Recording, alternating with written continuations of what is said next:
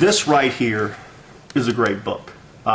This is the first Lucha Lounge book review, and what better person than Y2J, the Ayatollah of rock and rolla, the author of A Lion's Tale Around the World in Spandex. And I gotta say, by and large, it's one of the best reads for me in a long time. Very comparable to Mick Foley's Have a Nice Day. So, my reviews are a little different, simply because I will take, if you've noticed, I've got all these little post-its, which are highlighted passages, and I'm hopefully, in the course of this review, going to cover everything that I can, or at least paraphrase from the author himself. But I can't stress enough how much I enjoyed this book. So, from the author's notes on, he does talk about, right in the author's notes, one thing. The majority of the events within this book focus on my life from 1990 to 1999. The Chris Benoit in this book is the one I knew within the same time frame. The man that I knew and loved exists within these pages, not the man that existed during the final days of his life. He actually wrote this author note after the book was set to come out. And the publishing company, Grand Central Publishing, decided to print the author's note, which was great on their part. He has a foreword by Jim Ross, the voice of wrestling for most of us. I mean, he acknowledges a lot of people. So I'm going to go through this book over the next few minutes and kind of touch on some of the stuff that I saw. Page 17, for instance, there's a drawing of him, hand-drawn of him in Owen Hart. And what he said about Owen was, when I saw Owen do his thing, I was struck by a feeling of desire so strong that it might as well have been a bolt of lightning sent straight from the heavens above. I didn't just want to be a wrestler, I had to be a wrestler. And I think when I, looked at guys similar, a guy like Jericho, a guy like Rob Van Dam, probably Shawn Michaels for me, but made me not just want to be a wrestler, I had to be a wrestler. So I can empathize. And throughout this book, I mean, Jericho's basically starts out as a fan. Loved watching wrestling, loved going to live events, and always wanted to be a wrestler. And actually, the drawing that I showed was a picture of him and Owen. What he wanted, a dream of his, was to be tag team champions of Stampede with Owen. So, and as I go through it, I mean, there's other stuff. I mean, he talks about the business, and he talks about it through his eyes, and just certain lessons that he learned. Like for promos, the first big lesson I learned about promos, get out your pens, kids. So everyone, get out your pens, was never totally bury your opponent. You can tell jokes and insult them all you want, but if you don't build them up to some extent, you're just burying yourself. Very good rule of thumb for any aspiring wrestler, just good promo knowledge, that you have to build your opponent. Otherwise, who are you beating? So, as I go through this, he talks about guys throughout his travels. He talks about Lance Storm a lot, and I'll get into that shortly, but he talks about some of the guys that he learned from, like in Mexico, he learned from Negro Casas. Negro taught me when to do a certain move and when not to. He taught me timing, how to use the crowd's reactions as a blueprint for the match, and how not to get frazzled when things went wrong. Nobody knows it's a mistake unless you let them know. And so very good advice, I mean, that he was getting from, Negro Casas is a legend in Mexico, and a great guy to get knowledge from. He has if you look on page 145 of the book, he's got a great poem about the late great Art Barr, and this isn't the only person that talks about Art Barr. Obviously, Eddie Guerrero's book touches on him as well, because him and Art were partners. But just the fact that once he found out about Art's death, that was one of the first things that came to mind. And anytime you lose someone, and it's just a touching tribute. He even gives rules to refs. A good ref is one that you never notice is there. A bad ref is one that drops down in front of you when you're running the ropes. kind of, you know, makes fun of certain things, but, you know, I was really, I mean, I can't stress enough how much I enjoyed this book. He even talks about territories when him and Lance were at SMF, which is Smoky Mountain Wrestling, or SMW, and which was ran by Jim Cornette. And he said in old school Southern territories, one of the responsibilities of a babyface was to, shall we say, service the female gender. This was done to ensure continued attendance and the continued buying of gimmicks by enraptured female fans. I mean, that's just a good rule of thumb for the Southern territories, old school Southern territories, and the babyface's job. And then he talks about some stuff that I go through at times. It's just some of wrestling's unwritten rules that drive some of us kind of crazy, even though we kind of add to it. But one was another of wrestling's unwritten rules, that when someone makes a mistake, nobody ever tells them about it. They just tell everybody else instead. It's a confusing concept. I compare it to someone on a hockey team needing to work on their slap shot but never being told about it. Instead, the rest of the team is told, and everyone gossips and laughs about the guy's shitty slap shot behind his back. As a result, he never gets better, gets cut from the team, and ends up selling fruit on the side of the road. And I mean, I have gone through stuff where I may have made a mistake and not realized it, and never get told unless you actually approach someone. And by then, you have to, you know, if you have good friends in the business, they'll tell you, hopefully help you watch your back. He does even make mention of a guy like Ricky Morton, who was one of the most underrated wrestlers of all time and one of the top 3 babyface sellers ever. You know, especially for a babyface, gotta learn how to sell. But as I go through it, and I mean, there's a lot of stuff in here. I mean, the book's jam-packed with stuff. He even, when he met up with Brian Pillman at ECW, Brian gave him probably one of the best when he was going through the loose cannon gimmick, and a lot of people didn't know if it was work or shoot, and some people since have said it was one of the greatest works of all time. You know, and I always say, well, within every work there's some kind of shoot, especially if it works. But he gave him this bit of advice: if you really want to make it in wrestling, you have to do something that's never been done before.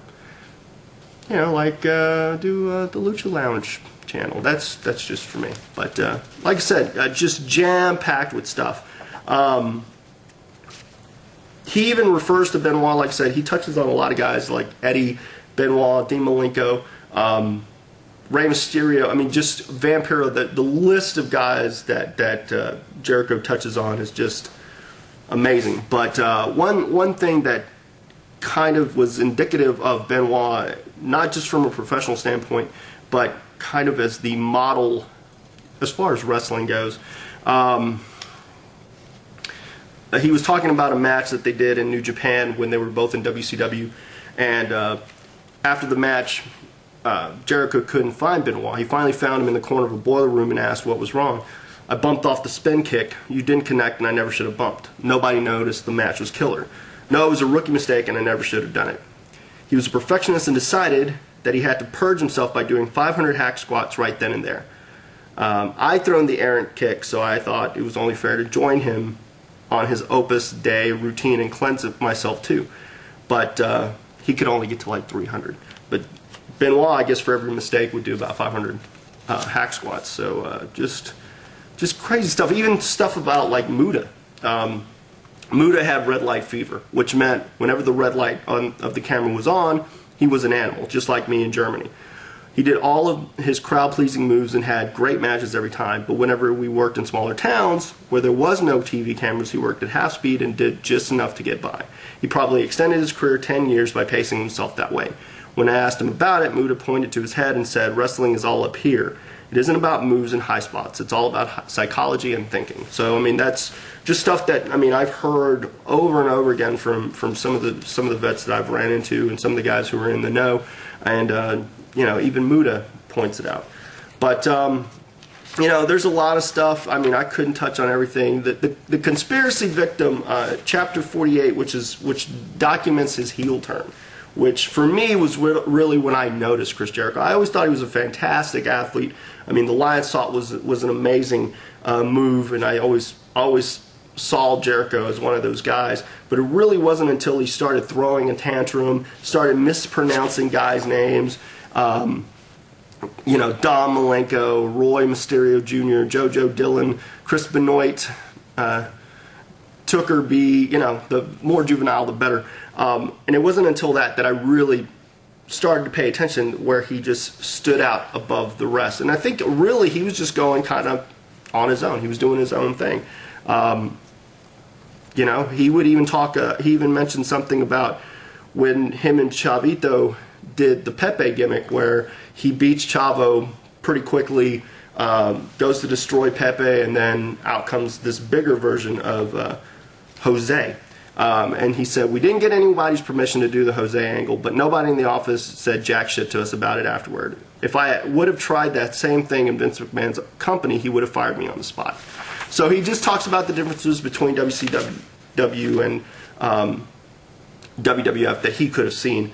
And like I said, the book goes really from 1990 to 99. He talks about the Goldberg gimmick, which was kind of just Terry Taylor gave him something to do. He was going to challenge Goldberg on Fall Brawl 98. He was going to challenge him there, but it wasn't really going to be Goldberg. It was going to be this midget pretending to be Goldberg. And that's kind of how it started. And then they just told him to keep doing it. And eventually, that brought about the Jericho personal security with Ralphus, and just, I mean, another situation where, you know, I was really paying attention to Jericho, and I can't explain. You know, I remember the Nitro where Goldberg finally comes about, and really, it wouldn't have even happened had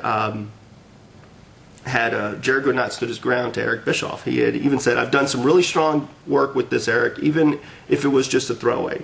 I don't want to waste it on a 3-minute squash. I really think people will pay money to see him kill me. Let me have the best squash match of all time with him on pay-per-view. He can give me 10 jackhammers if you want. I'm not saying I don't want him to beat me. I'm just saying that we've got something special here. And I think they kind of, you know, they went roundabout. You know, he even went to Hogan and a few others, and it all came off well. You know, with Goldberg coming out and then him spearing him, you know, on the rampway, more or less on the walkway, and even Hogan gave him some props, saying, "Listen, brother, I just wanted to tell you that I was wrong and you were right. That was a great idea and it was great TV. I admire you for standing your ground." Which even Jericho was pleasantly pleased, but even after that, and after all the build-up with Goldberg and what could, you know, 6-week build-up, which could have been leading to a pay-per-view, it didn't lead to anything. The whole angle was dropped, and he started a 1-week feud with Bobby Duncan Jr. And I think that really started him thinking, well, I'm already on the fence about whether I should go to WCW or you know, stay with WCW or go to WWF or WWE. And the fact that he couldn't get even a pay-per-view squash match with Goldberg showed him that WCW didn't see him as a big league player or a moneymaker. And I think he felt that the writing was on the wall, more or less. So he went around and had a secret meeting with... I'm not giving much of the book away because I am and I'm not. I mean, most of this is kind of... read the book, trust me. He even tells Vince McMahon in their secret meeting... before he got signed, when Vince asked him what he thought about WCW, and of course Jericho was frustrated at this point, he said, well, at first I enjoyed it, but now I know that it's time to go. It's a good place for the older guys, but for a young guy like me, it's a dead end. I've been doing everything on my own, and I've been getting over good without any help from the office. I feel I have a similar talent as The Rock, only he's in the WWF getting a push and I'm stuck in WCW, which was ballsy to say. I mean, comparing yourself to The Rock when The Rock was you know, in essence, one of the big money makers for WWF, and telling the boss of WWF, but hey, you got confidence. You know, that's another thing of this book. It shows that you have confidence, you can make it. And then, you know, there were a few other things, but like I said, you know, He talks even about Owen's death and him watching the pay-per-view and such, and studying the WWE roster, and then watching that Over the Edge pay-per-view where Owen passed away, and going to the funeral and whatnot. And then the book more or less ends with the whole build-up of the Y2J and who came up with it and whatnot. And then there's one last thing that I want to read. It's the requiem from the end of the book. In a lot of ways, being in the wrestling business is similar to being in a war. The people you work with and work against become like army buddies. You count on each other, watch each other's backs, and trust each other with your lives. They become your surrogate family because you spend more time with them on the road than you do with your actual family. You share each other's highs and lows, dreams and realities, joys and pain. You may not see your army buddies for days, weeks, months, or even years, but when you finally reunite, it doesn't seem like a day has passed. There's a unique bond shared by all of us in this business that, like it or not, lasts a lifetime. Unfortunately, some of those lifetimes are much shorter than others, and a lot of the brothers talked about in this book will never read it. There's no question that I owe a part of this book to every performer I've ever had the pleasure of watching, meeting, and working with throughout the years. I have a deep respect for each of them, for having the courage to follow their dreams and seeing them come true. But it's to those who left before the party was over that I truly dedicate these tales. Guys like Andre the Giant, Dave Boy Smith, Owen Hart, Stu Hart, Brian Pillman, Eddie Guerrero, Chris Benoit, Daniel Benoit, Nancy Benoit, to name a few, and he names quite a few in this. Like I said, I barely just touched the surface. I mean, this is roughly, close to 400 pages, a little bit more, about 412 pages, but it's a damn good read. I mean, anybody, even if you're, on the fence about Jericho, I would say definitely get this book. And, these are more or less how my reviews are going to go. If I see something I like and it gets in my head, I'll mark it, and then I'll look over it again and say, well, do I really want to put that? I mean, that was just about half of what I was going to talk about, because of time constraints, and I probably rushed through it, and I do apologize for that. But it was my first Lucha Lounge book review, and I wanted to start off with a bang. And I mean, like I said, I highly recommend this book. I'm sure most of you have read it, but if you haven't, or you're on the fence, go and get it. And more importantly, go and buy it, because he gets money off this. So, not that he's hurting, but I'm saying, I mean, he's one of my heroes. And with that, that's the end of the review. Now, what's on tap for the next show? January 10th, the 16th annual Texas All-Star Wrestling's Humble Rumble. I'm in a four-way with Ruthless Ryan Davidson, Nico, who is the champion, and Nasty Nick. And I'm looking forward to that. And I've also proclaimed that win or lose that four-way, I will be in the Rumble. And my plan is to win the belt and win the Rumble, therefore becoming the #1 contender and the champion. All in one, enjoying the February 14th show with a title and some good times. So be on the lookout for that video. It will be probably a road trip video for the most part, a little bit backstage. Not too much backstage, just kind of pre-show what I go through, my ritual and whatnot. Kind of give you guys even more of an inside view. Probably some highlights. Definitely, if I can get someone to man the Lucha Cam. Again, as always, I appreciate everyone's support, everyone's views, everyone who subscribes, all comments, questions. I would say probably in 1 month I will do a Q&A. I say 1 month because that will give everyone time to submit their questions. Submit them to my MySpace. That would probably be the best thing. That way I know that you're serious. Or go to the DeMarco Fan Nation page and submit them there. And then Ian, who runs my Fan Nation page, thank you. Thanks everyone for giving me advice on how to get my name out there. If anyone wants to do a MySpace fan page, feel free, just let me know. I'm always up for any kind of contributions or communication. And like I said, I hope everyone enjoyed their New Year. The first vid of 2009, starting off right. Like I said, Read it! And I will talk to you later. Have a good day.